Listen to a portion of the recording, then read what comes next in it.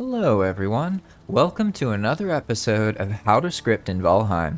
Today, you're going to be learning a little bit about EWP's extensive documentation. You're not limited to just my YouTube videos, there is a lot of other ways that you can learn about Expand World Prefabs and research its features. In today's video, I'm going to teach you the basics of using the main EWP documentation by Yair. I'll also introduce you to some guides that you can look at in Valheim world editing, which is the best place to learn about Expand World Prefabs and connect with other people who are actively scripting today.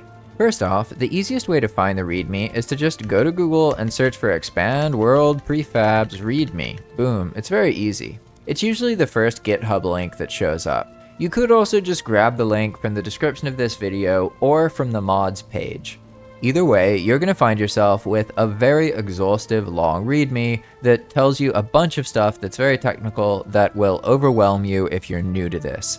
Don't worry, it's okay. You don't need to understand the whole README. The README is incredibly powerful, but it doesn't really become useful until you get more comfortable scripting and you're starting your own projects with some level of complexity. So don't worry too much about it if you feel intimidated. I just want to introduce you to it and show you how to look things up in it if there's something specific you want to reference. To begin, we'll talk a little bit about brainstorming, because one of the most effective ways to get started is actually to just read what is possible until you get to a point where you're like, oh, I want to try that. What if I did that? And this is the sort of thing that's going to happen as you read the documentation. You do not need to understand all of this stuff. But what you're going to find is as you read things, you get inspired to try something. And I strongly encourage you to jump on those moments. Don't think you got to read everything. Jump on whatever you feel inspired to actively work on and script. When you're actually doing this, okay, that's what really gives you the practice and the experience. And then when you can witness players try the things you did, that's what really seals the deal, so to speak. It's incredibly motivating. And you'll understand what I mean when it happens. There's something about a player encountering one of your mechanics that is just really, really fun and inspiring. It'll make you want to improve it and make it better. And some people really enjoy reading documentation. Those kinds of people might do well to just read all of this before they get started. Even if you don't absorb it, it's really useful to kind of start getting used to some of the phrases and the parameters, and they'll kind of bounce around in your head and you won't know what they mean. But then at some point you're going to be working on a script and you'll have this like itch, you'll have this feeling, oh hey, wasn't there that thing in that docs, that one field? And then you can go look it up and be like, ah yeah, when the player dies, it triggers the state death. So I can use that, etc, etc, etc. The README is a lot easier to use if you use find to identify exactly what you want. In this case, for example, let's say I want to learn more about spawning, right? I can search for spawn, and then eventually I can find the spawns section right here, which gives me all of the information about how spawning works and the fields that I have available to adjust. As you can see, we can spawn something, we can apply some data, we can change its position, its rotation, we can use chance and weight. There's all sorts of things that we can do, but for now, I'm not going to go into too much detail. I don't want to overwhelm you more than you already are overwhelmed. And this is where those other tools that I showed you previously become very, very useful. Because while the documentation shows you what's possible and tells you what fields exist and how to use them, it's really hard to get a sense of how the spacing is supposed to be and exactly how everything is supposed to be written just by looking at the documentation.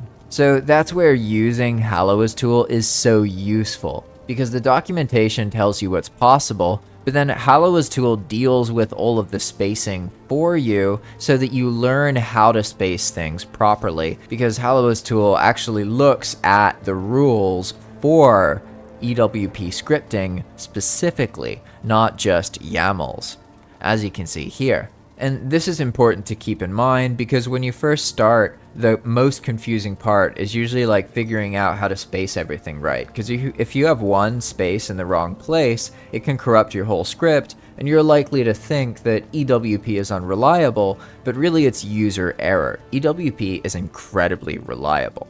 Moving down, we can see there's loads of things in EWP I haven't even mentioned, such as pokes, RPCs, terrain changes, states, all of these things.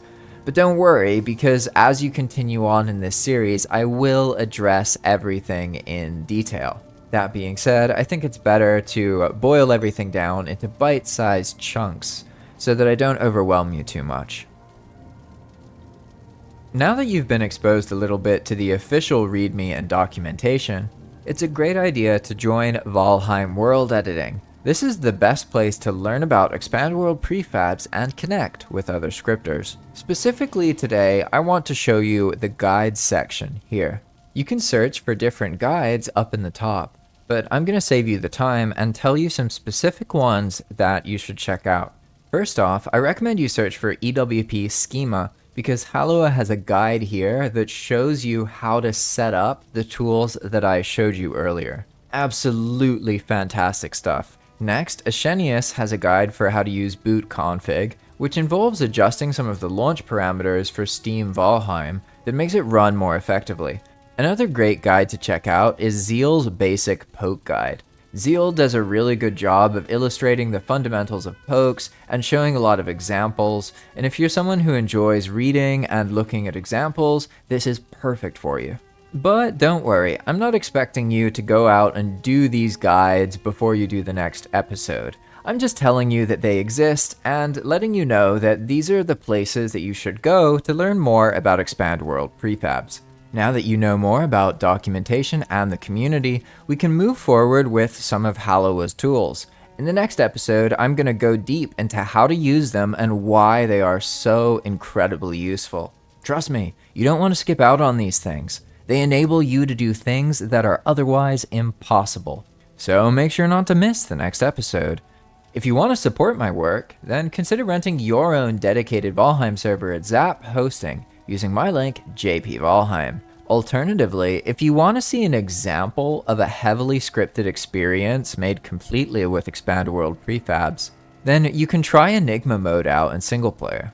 You can install it very easily. All you have to do is go to R2, go to online, and then search for Enigma Mode, alright?